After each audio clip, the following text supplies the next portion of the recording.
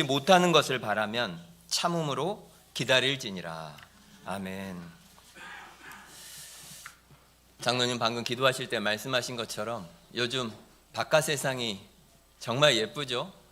벚꽃이 정말 흐드러지게 사방에 폈습니다. 개나리가 피고 곳곳에 너무 아름다운 꽃들이 있습니다.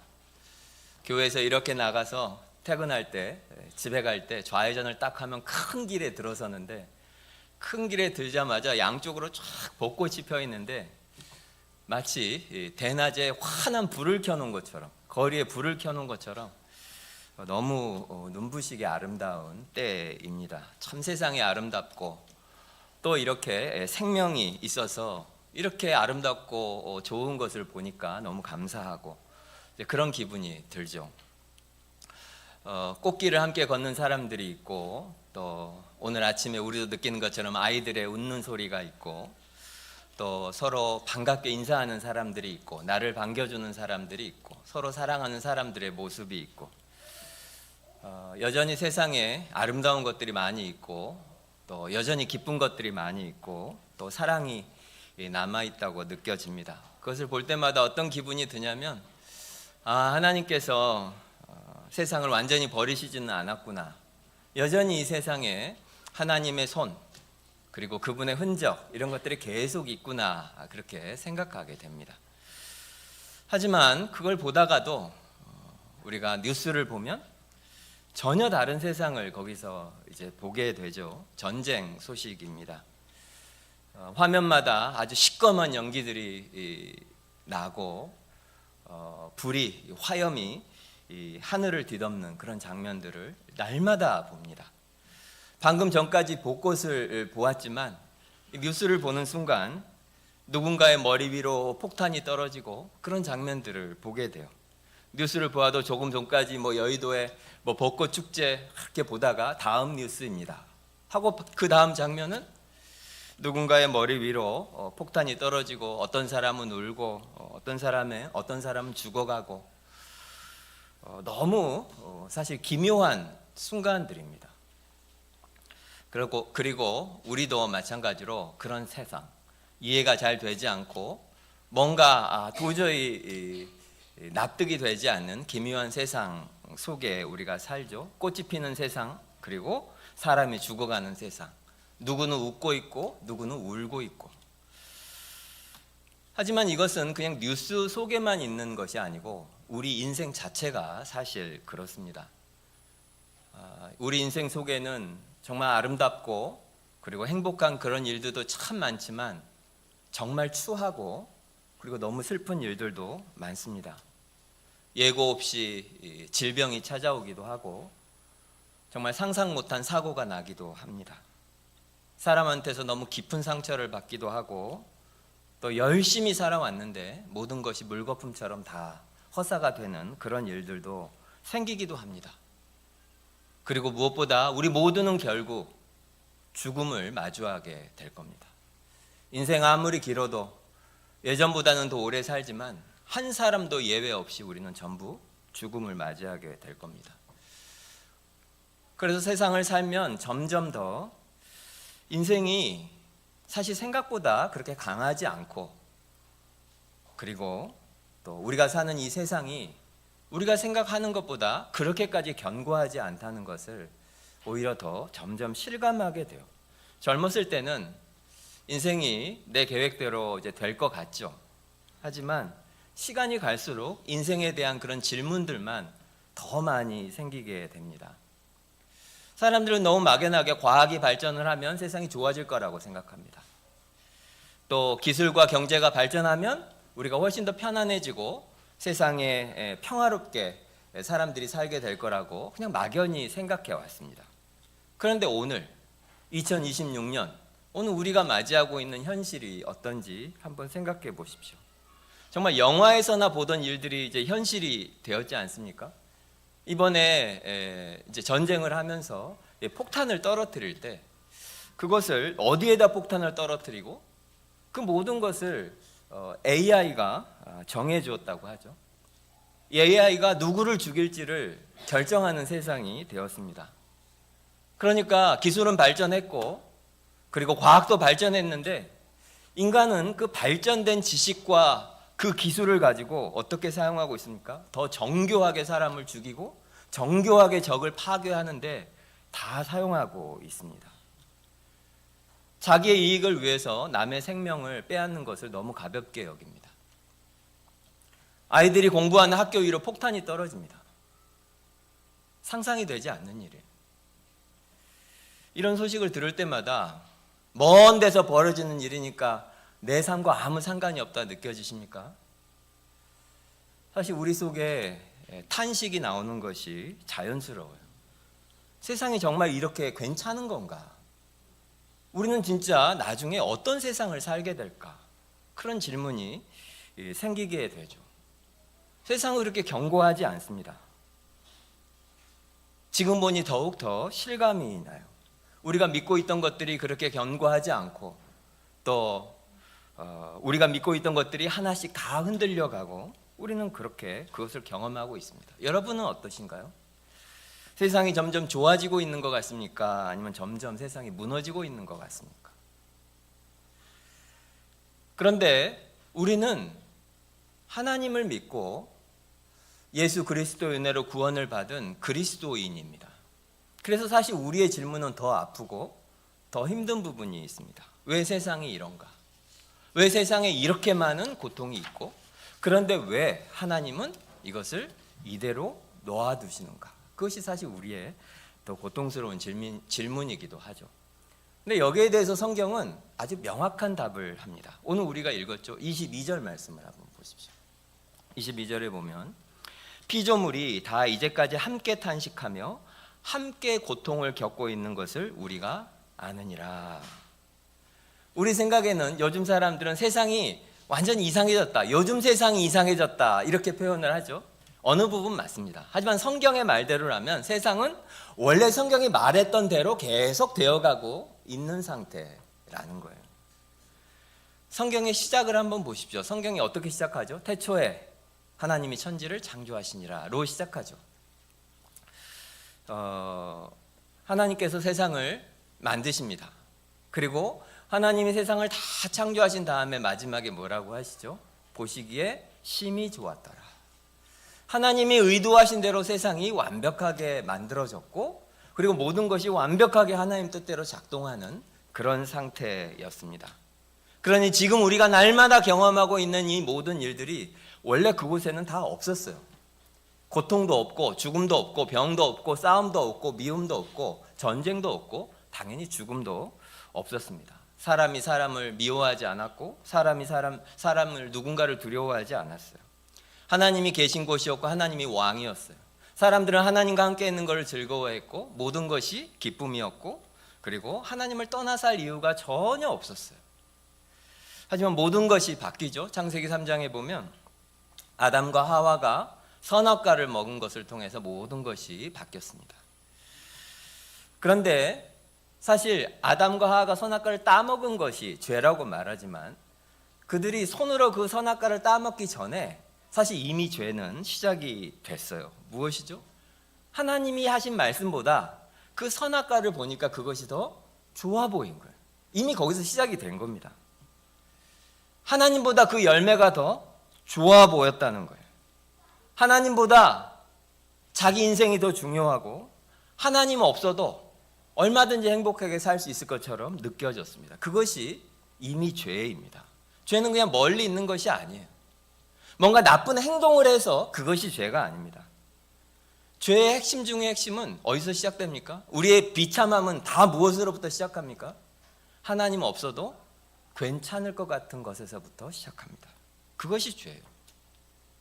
하나님 없어도 돈만 있으면 괜찮을 것 같은 거, 하나님보다 사람이 더 중요하게 느껴지는 거, 하나님 말씀보다 내 계획과 내 생각이 훨씬 더 그럴듯하게 느껴지는 거, 그래서 하나님이 없어도 얼마든지 내 인생 살만하게 행복하게 살 수 있을 것처럼 생각하는 것, 그것이 죄입니다. 그리고 그렇게 시작된 죄의 결과는 무엇이냐면 하나님의 심판과 저주였어요. 창세기 3장 17절에 하나님께서 이렇게 말씀하셔요. 너로 말미암아 땅은 저주를 받고 너는 평생 수고하여야 그 소산을 먹으리라. 아담과 하와의 죄로 이때부터 이 세상에 그들이 상상도 하지 않았고 그들이 견딜 수 없는 그 죄의 결과를 경험하게 됩니다. 이 세상에 눈물이 들어오고 고통이 들어오고 무엇보다 죽음이 여기서부터 시작이 됐습니다. 그런데 창세기 3장 17절 말씀도 그렇고 특별히 오늘 8장 22절 로마서 8장 22절 말씀에 보면 인간의 죄 때문에 인간만 평생 수고하고 그 죄의 결과로 고통당하는 것이 아니라 인간이 살고 있는 이 세상 자체도 자연 만물도 모든 피조세계도 그 죄의 결과로 고통을 겪게 되었다고 성경은 말하고 있습니다. 그러니까 지금 우리가 살고 있죠. 여전히 아름다운 것들이 있죠. 하지만 지금 우리가 살고 있는 이 세상은 원래 하나님이 만드신 세상과는 완전히 다른 세상입니다. 지금 우리가 살고 있는 세상은 망가진 세상이고 고장난 세상이고 깨어진 세상입니다. 그렇기 때문에 여기에 병이 있는 것이고 장애가 있는 것이고 미움이 있는 것이고 상처가 있는 것이고 또 지진이 있는 것이고 홍수가 있는 것이고 전쟁이 있는 것이고 죽음이 있는 것입니다. 서로 사랑한다고 하지만 상처를 주고 열심히 살아도 인생이 망가지기도 하고 결국 모두 죽습니다. 결국 무엇 때문입니까? 죄 때문이고 죄로 인하여 온 피조 세계가 깨어졌기 때문입니다. 그래서 오늘 성경은 이 세상을 무엇이라고 부르냐면 세상이 탄식하고 있다고 말합니다. 탄식하는 세상. 사람만이 아니라 세상이 탄식하고 있다고 말하고 있어요. 당연한 질문이죠. 우리는 하나님을 믿으니까. 그런데 하나님은 왜 이렇게 심지어 그의 백성들조차 이렇게 고통받는 이 세상을 그대로 놔두시는가? 성경은 여기에 대해서 놀라운 답을 하는데 20절 말씀을 한번 보십시오. 오늘 읽은 20절 말씀. 피조물이 허무한데 굴복하는 것은 자기 뜻이 아니요 오직 굴복하게 하시는 이로 말미암음이라. 굴복하게 하시는 이가 누구입니까? 하나님이십니다.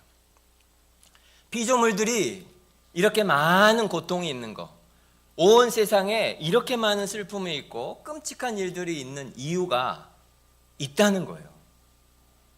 굴복하시는 이로 말미암음이라. 하나님의 의도가 있다는 겁니다. 세상에 이렇게 많은 고통이 있는데도 하나님께서 그거를 일거에 없애지 않고 이걸 허용하시는 데는 하나님의 의도와 하나님의 계획과 하나님이 만드신 어떤 이유가 분명히 있다는 것입니다. 그 의도가 무엇입니까? 핵심은 이거예요. 죄가 얼마나 무서운지 우리에게 알게 하기 위해서입니다. 하나님을 떠나서 살아가는 삶이 얼마나 궁극적으로 비참한 결과를 만드는지를 우리에게 보여주시기 위함입니다. 그래서 하나님께서 이 세상에 이런 많은 눈물과 고통을 여전히 허락하시는 가장 중요한 이유는 궁극적으로 무엇입니까? 그 비참함을 알아서 그 고통 때문에 어떻게 하라고? 하나님께 다시 돌아오라고. 이 고통과 이 세상의 슬픔과 말로 할 수 없는 이 문제들을 통해서 결국 어떻게 하라는 거죠? 하나님을 떠난 삶이 얼마나 비참한 줄 알아. 하나님께 다시 돌아오도록 하기 위해서 하나님께서 이 많은 고통들을 허용하고 계시는 거예요. 사람들은 죄를 굉장히 가볍게 생각합니다. 하나님 없이 사는 삶을 별로 대수롭지 않게 생각합니다. 하나님 말고 다른 것을 더 사랑하며 살면서도 그것이 얼마나 심각한 일인지 별로 그것을 깊이 깨닫지를 못해요. 하지만 죄는 절대로 가벼운 것이 아닙니다. 그래서 하나님께서는 이 세상에 그 죄의 결과들을 허용하셔서 우리로 하여금 그것을 실제로 보고 실제로 우리가 경험하게 하십니다. 그래서 이 세상에 있는 모든 이 고통들과 문제들, 지금 일어나고 있는 전쟁으로 인한 참상들, 이 모든 것들은 결국 하나님께서 죄가 얼마나 무서운 것인지 우리에게 보여주시는 그림이에요. 죄라는 것이 이런 것이야.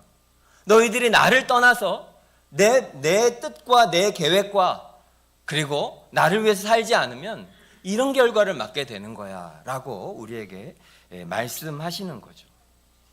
그래서 특히 우리들은, 그 하나님을 믿는 우리들은 이 세상에 이런 고통들을 볼 때, 또 우리의 삶에 있는 문제들과 고통들을 볼 때 이제 어떤 관점에서 보아야겠습니까? 아, 이것이 하나님이 지금 우리를 망하게 하려고 하는 것이 아니구나.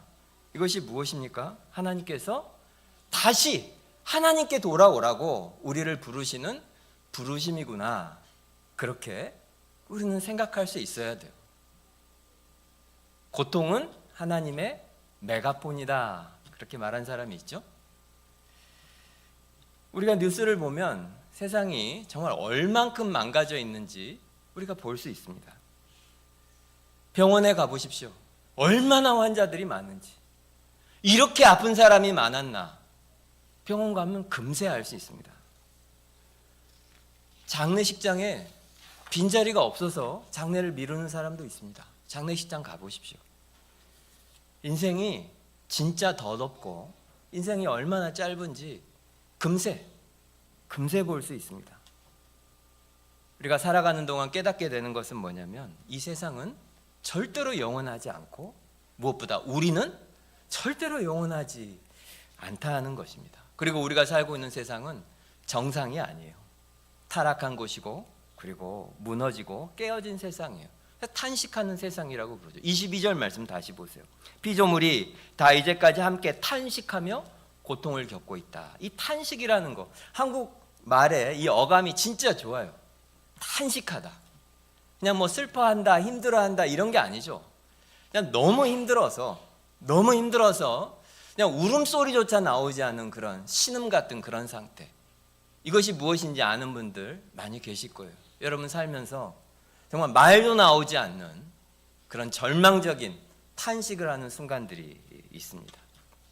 그런데 22절을 잘 보면 성경은 그냥 탄식하다에서 그치지 않고 더 나아가죠. 함께 고통을 겪고 있다 이렇게 표현하죠. 이 고통이라는 단어는 원래 이 그리스어 원어의 의미는 뭐냐면 아이를 낳을 때, 우리 자매님들이 아이를 낳을 때 겪는 그 해산의 고통, 그것을 표현하는 단어입니다. 원래 단어가. 그래서 지금 우리 개역개정 말고 이전에 개역 한글 성경은 이걸 어떻게 번역했냐면 해산의 수고라고 번역했습니다. 그러니까 피조물이 다 이제 함께 탄식하며 함께 해산의 수고를 겪는다, 이렇게 예전에는 번역을 했었어요. 왜 해산의 수고라고 했을까요? 그냥 아픈 것만 강조를 했다면 아마 해산이라는 표현을 쓰지 않았을 거예요. 근데 해산의 수고, 해산의 고통이라고 하는 것은 고통은 고통인데 그 고통에 대한 너무나 좋은 보상이 있는 거죠. 그것이 해산의 고통 아닙니까? 고통이 살면서 겪는 가장 큰 고통 중에 하나이지만 해산의 고통은, 하지만 그 고통은 죽음으로 끝나는 것이 아닙니다. 무엇으로 끝납니까? 새 생명으로 끝나게 됩니다. 그것이 해산의 고통이에요. 그러니까 우리가 세상에서 겪고 있는 이 모든 고통을 그런 관점에서 바라보면, 아니 성경은 우리가 그렇게 보기를 바라고 있죠. 우리가 겪고 있는 이 세상에 있는 이 수많은 고통들은 세상이 다 없어져 버릴 멸망 직전의 그런 고통이라기보다는 우리는 하나님 나라 관점에서 어떻게 보아야 되죠? 하나님께서 새로운 생명, 새로운 나라, 그 새로운 세상을 태어나게 하시는, 만드시기 그 직전에 겪게 되는 그런 고통으로 보아야 한다는 거죠. 세상은 분명히 무너지고 있습니다. 그렇지만 사실은 무엇이죠? 새로운 세상에 태어나기 위한 몸부림에 있다. 우리는 그렇게 볼 수 있다는 거예요. 아이를 낳는 어머니들이 정말 엄청난 고통을 느끼지만 그것은 절망의 고통이 아니고 소망의 고통이죠. 고통이 점점 세져요. 우리 형제님들은 저를 포함해서 우리는 도저히 알 수 없는 그런 순간들입니다. 진통이 길었다가 점점 짧아지고 그 고통이 엄청나게 강해지고, 점점 강해지면 그게 무슨 뜻입니까? 아이가 태어나기에 임박했다는 뜻입니다.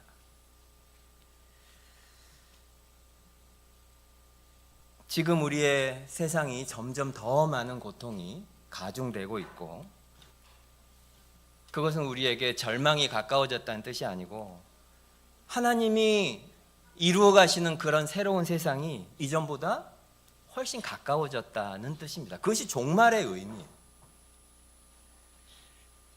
이 세상은 그런 의미에서 분명히 끝을 향하여 가고 있는 것 같지만 결국 무엇입니까? 우리에게는 완전히 새로운 세상이 시작되는 방향으로 가고 있다. 우리가 지금 보는 세상은 완성된 세상이 아니고 이것은 지나가는 세상입니다. 새로운 세상이 우리에게 이미 시작이 됐고 그것이 점점 완성되어 가고 있는 과정 속에 있습니다. 그런 의미에서 해산의 고통을 겪고 있는 거죠. 다시 말씀드리자면 이 부활의 아침에 우리가 기억해야 하는 것은 우리는 이 망가져가는 것 같은 이 세상을 보면서도 그런 소망을 가져야 합니다. 왜냐하면 이것이 진짜 끝이 아니에요. 이것으로 마지막이 아니기 때문에 그렇습니다. 오늘 성경이 말하죠. 이 탄식이 있는데 이 탄식이 결국 그 끝에 무엇으로 결과되게 됩니까? 새 하늘과 새 땅입니다. 그날이 되면 죽음이 없을 것이고 눈물이 없을 것이고 고통이 없을 것이고 아픈 사람이 없는 그 세상이 이제 막 더 가까이 우리에게 오고 있다는 증거가 우리가 지금 겪고 있는 이 땅에서의 고통들입니다. 세상이 점점 나빠지는 것 같고 내 삶도 그런 것 같고 무너지는 것 같고 그래서 마치 세상이 점점 장례식장으로 가는 것 같지만 성경을 보십시오. 지난 목요일 금요일에도 말씀드린 것처럼 성경적인 관점에서 성경이 진짜 이 세상의 끝은 무엇이죠? 결국 성경의 끝이 무엇입니까? 결혼식입니다. 결혼식, 잔치, 어린 양의 혼인 잔치. 이 모든 것의 끝은 지금 우리가 엄청난 고통과 비참한 가운데 혹시 살고 있다 하더라도 이 모든 것의 끝은 결국 잔치가 될 거예요. 하나님의 새로운 창조가 완성되는 날이 올 겁니다. 그리고 그것을 바라보며 기다리는 사람들, 그게 바로 우리들이에요. 이 아침에 우리가 해야 되는 일은 그겁니다. 믿음이라고 하는 것은 그냥 보이는 것을 붙잡고 사는 것이 아니고 보이지 않는 그것을 붙잡아야 하는 거죠. 보이지 않는 약속이 분명히 이루어질 거라고 지금 믿는 것, 그것을 믿음이라고 합니다. 그렇기 때문에 믿음이란 다른 것이 아니죠. 지금 보이는 것이 전부가 아니다. 지금 보이는 현실이 전부가 아니다. 지금 내가 경험하고 있는 것이 끝이 아니다. 그것을 믿는 것을 믿음이라고 합니다. 그런데 성경은 우리가 기다린다고 할 때 그냥 막연히 기다리는 사람들이 아니라고 말했어요. 오늘 아침의 영광은 바로 거기에 있습니다. 하나님 나라가 시작이 됐다. 그리고 먼 훗날에 그 잔치에 우리가 참여하게 될 거다. 그러니 기다려라. 성경은 그렇게만 말하지 않습니다. 우리에게 증거를 주십니다. 그 나라가 분명히 시작이 됐다. 나중에 분명히 그렇게 될 것이다 라고 우리 모두에게 확증을 해준다는 거예요. 증거. 그것이 무엇이죠? 예수님의 부활입니다. 부활절은 2000년 전에 예수라고 하는 한 사람이 죽었다가 3일 만에 다시 살아났다고 하는 그런 설화 이야기가 아니에요. 와, 진짜로 그런 일이 있었다고? 그런 이야기가 아니고 우리 이야기입니다. 우리 이야기. 예수님이 죽고 부활하셔서 새로운 세상이 시작이 됐다. 그것이 예수님의 부활의 진짜 의미입니다. 예수님이 부활하실 때 한 사람이 살아난 것이 아니고 지금까지 제가 말씀드린 새로운 나라가 시작이 됐다. 하나님의 새 창조가 시작이 됐다. 그런 의미예요. 그래서 예수님의 부활은 하나님께서 세상의 이 모든 고통과 탄식하는 세상을 그냥 내버려 두신 것이 아니다. 내가 이 세상을 버리지 않았고 내가 이 세상을 분명히 새롭게 만들 것이고 언젠가 분명히 끝이 날 것이다. 그것을 우리에게 선언하고 약속하는 것이 그것이 예수님의 부활입니다. 한번 생각해 보십시오. 예수님이 부활했을 때 예수님의 부활하신 몸은 굉장히 특별했습니다. 모든 부활 사건, 부활 이후에 예수님의 사건을 기록하고 있는 복음서 끝부분을 보십시오. 예수님이 부활하셨는데 제자들이 예수님을 만났을 때 예수님이 손에 못 박혔었던 그 못자국이 그대로 남아 있었어요. 심지어 예수님이 제자들과 함께 식사도 하셨습니다. 부활한 몸인데 밥도 먹었어요. 그런데 똑같은 것 같은데 뭔가 달랐어요. 뭔가 달랐고, 무엇보다 달랐던 것은 제자들이 들어와서 문을 다 닫고 있었는데 문도 열지 않았는데 예수님이 그 가운데 그냥 나타나셨어요. 이전과는 다르죠. 이것이 부활 이후에 우리의 모든 것을 말해주진 않지만 얼마나 부활 이후에 우리의 몸이 영광스러울지 그것을 성경은 예수님을 통해서 우리에게 보여주고 계세요. 실제로 성경은 그것을 영광의 몸이라고 부릅니다. 부활 이후의 몸. 예수님의 그 부활은 그냥 예수님 혼자 그분에게 일어난 기적적인 일이 아니고 우리에게 일어날 일을 미리 보여주신 그런 사건입니다. 그래서 성경은 예수님의 부활을 어떻게 부르죠? 아까 우리 교동문 할 때 마지막에 말했죠? 부활의 첫 열매라고 부릅니다. 예수님의 부활을 첫 열매라고 불러요. 그냥 예수님의 부활이 아니고 부활의 첫 열매다. 첫 열매라는 게 무엇이에요? 우리가 뭐 농사를 짓거나 아니면 뭐 나무를, 과일나무를 이제 농사를 지으면 가을 되면 이제 추수를 할 거 아니에요. 어떤 식으로든. 근데 첫 열매가 열렸다. 그건 무슨 뜻입니까? 이후로 그 나무에 우르르르르 엄청나게 많은 그런 열매들이 이후로 맺힐 것이다 라고 하는 가장 기쁜 소식이죠. 이 나무가 죽지 않았고 내가 했던 수고가 아무 뜻 없고 무의미한 것이 아니라 잘 됐구나. 이제 시간만 지나면 이 나무에서 그 많은 열매들이 맺히겠구나. 그것을 우리에게 알게 해주는 가장 첫 번째 좋은 소식이 첫 열매입니다. 예수님의 부활은 계속 말씀드리지만 예수님 한 분에게 일어난, 그분이 하나님의 아들이기 때문에 그분에게만 일어난 어떤 특별한 사건이 아니고 그것은 우리의 부활의 시작입니다. 우리 이야기라는 거죠. 예수님의 부활이 우리에게 말하는 것은 그래서 그것이 끝이 아니라는 거예요. 죽음이 끝이 아니고 그 십자가 고난이 끝이 아니고 십자가 죽음이 끝이 아니고 모든 이야기의 끝이 결국 무엇이라는 이야기입니까? 부활이 있을 것이다. 그것을 우리에게 말씀하고 계십니다. 그래서 우리는 그것을 믿기 때문에 우리 그리스도인들은 그 부활하신 예수 그리스도 안에 있는 자들이기 때문에 우리는 어떤 순간에도 슬프기도 하고 낙심이 되고 정말 절망적인 순간들이 있지만 우리는 소망을 잃지 않아야 합니다. 실제로 우리는 장례식에 가서 우리들은 찬송을 부르지 않습니까? 왜냐하면 우리가 다 알기 때문이에요. 우리 장례식 가서 무슨 찬송 많이 부르죠? 우리 그곳에서 다시 만나리. 잠시 자고 깨었다가 우리가 다시 함께 만나 사랑하게 될 것이다. 그 슬픔 가운데 우리가 이렇게 고백하지 않습니까? 왜냐하면 우리 모두가 알기 때문이에요. 이것이 진짜 끝이 아니다. 죽음이 끝이 아니다. 우리는 진짜 끝은 무엇이다? 부활이다. 우리는 그것을 믿고 알기 때문입니다. 그런데 우리가 여기서 꼭 기억해야 될 것이 있습니다. 진짜 중요한 건데 오늘 예수님 부활하신 날이죠. 여러분, 부활 이후에 여러분의 삶이 어떨 것 같습니까? 우리에게 부활이 있다는 것이 왜 기쁜 소식이죠? 부활 이후에 우리가 천국에 간다. 그것이 왜 좋을까요? 이렇게 지긋지긋하게 힘든 세상 떠나서 이제 거기에서 편안히 쉬게 되니까 그래서 천국 가는 게 좋으십니까? 영어로 RIP라고 하죠. 그곳에 가서 편안하게 쉬십시오. 이제 이 세상에 눈물이 많고 고통이 많고 너무너무 힘들게 살았는데 이제 천국 가서 이제 더 이상 고통도 없고 슬픔도 없고 이제 편안히 살겠구나. 그래서 천국이 좋으십니까? 부활 이후에 우리의 삶이 그래서 우리가 여기서 기다려야 하는 삶일까요? 근데 한번 생각해 보십시오. 우리가 진짜로 천국에 갔어요. 우리 모두 가게 될 거예요. 성경이 약속한 것처럼 더 이상 거기는 아프지도 않아요.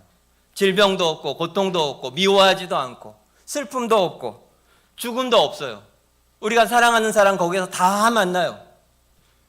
돌아가신 부모님도 만나고 먼저 떠나보낸 자식도 만나고 뭐 너무너무 사랑하는 사람들과 함께 우리가 거기서 다 만나요. 그래서 천국입니까? 그렇게 다 있는데 하나님이 안 계시면 어떡하죠? 그걸 천국이라고 부를 수 있습니까? 더 이상 고통도 없고 아픔도 없고 질병도 없고 편안하고 모든 것이 좋은데 하나님이 계시지 않아요. 그것이 천국입니까? 한번 생각해 보십시오. 부활절에 우리가 기대하는 삶이 정말 무엇인지. 단순히 예수 믿고 고통이 없는 삶, 편안해지는 삶, 그것이 우리가 바라는 겁니까? 아니면 우리가 진짜로 원하는 것이 하나님입니까? 성경이 분명하게 말하는데 그리스도인인 우리의 진짜 소망, 소위 말하는 천국 소망, 그것은 천국이라고 하는 장소가 아니에요. 우리의 진짜 소망은 무엇이죠? 하나님이에요. 하나님. 예수님이 왜 십자가에 죽으셨죠? 우리의 죄 때문에? 맞죠. 그런데 베드로전서 3장 18절은 이렇게 말합니다. 그리스도께서도 단번에 죄를 위하여 죽으사 의인으로서 불의한 자를 대신하셨으니 이는 우리를 하나님 앞으로 인도하려 하심이라. 예수님이 왜 죽으셨습니까? 우리의 죄를 위해서? 맞습니다. 예수님이 왜 죽으셨습니까? 우리를 편안하게 해주기 위해서? 우리를 성공하게 해주기 위해서? 아니죠. 성경에 뭐라고 말하죠? 우리를 하나님 앞으로 인도하기 위해서. 예수님이 우리에게 진짜 주고 싶은 선물의 끝, 그 핵심은 편안한 삶이 아니고 하나님이라는 거예요. 하나님. 우리가 그분을 지금 만나지도 못하고 얼굴도 못 보고 그렇게 살지만 그날이 되면 그분을 봐요.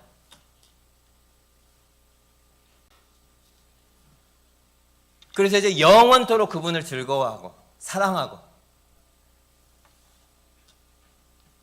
그분과 함께 영원히 사는 것, 그것이 구원의 완성입니다. 그렇기 때문에 오해하지 마십시오.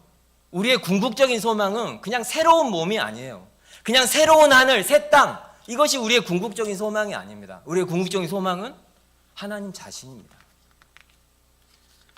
우리의 최고의 소망이 하나님이에요. 새 하늘과 새 땅이 있어요. 그런데 그곳이 진짜 아름다운 이유는 거기가 화려하기 때문에, 내가 여기서 너무 정말 땅 한 평도 없이 너무 전셋집에 반지하에 고생했는데 천국에 막 대궐 같은 집이 있어. 그래서 천국이 좋은 게 아니에요. 하나님이 계시기 때문입니다. 부활이 영광스러운 것은 죽었다가 다시 살아나서 영원히 살기 때문이 아니고 부활하신 우리 구주와 함께 영원히 살기 때문에 그런 거예요. 아까도 말씀드렸지만 우리는 기다리는 사람들인데 그냥 죽어서 이 힘든 세상 떠나서 이제 천국 가서 편안히 살아야지, 그것을 기다리는 사람이 아니고 우리는 하나님을 기다리는 사람들입니다. 그 기다리는 사람들에게 어떻게 하라고 말하죠? 오늘 로마서 마지막 8장 25절 한번 보십시오. 우리가 보지 못하는 것을 바라면 참음으로 기다릴지니라. 참음으로 기다릴지니라. 이 부활절 아침에 제가 여러분을 힘 빠지게 하려는 것이 아니에요. 하지만 우리의 정체성은 기다리는 사람들입니다. 무엇을 기다립니까? 지금 내 눈에 무엇이 보여도 하나님이 완전하게 회복시킬 것이다.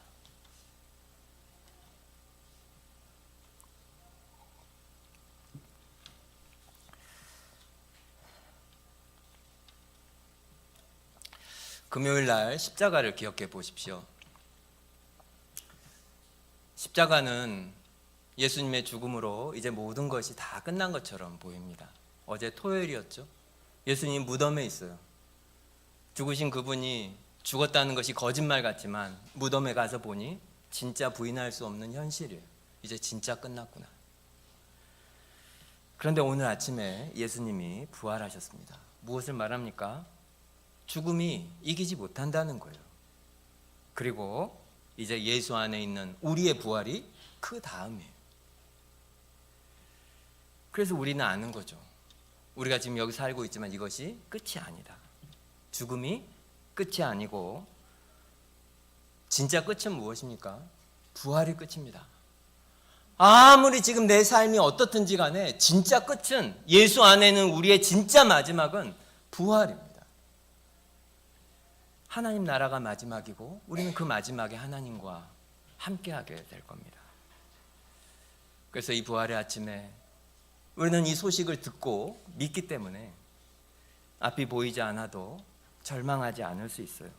오늘 하루를 믿음으로 다시 살고 함께 예배하고 기도합니다.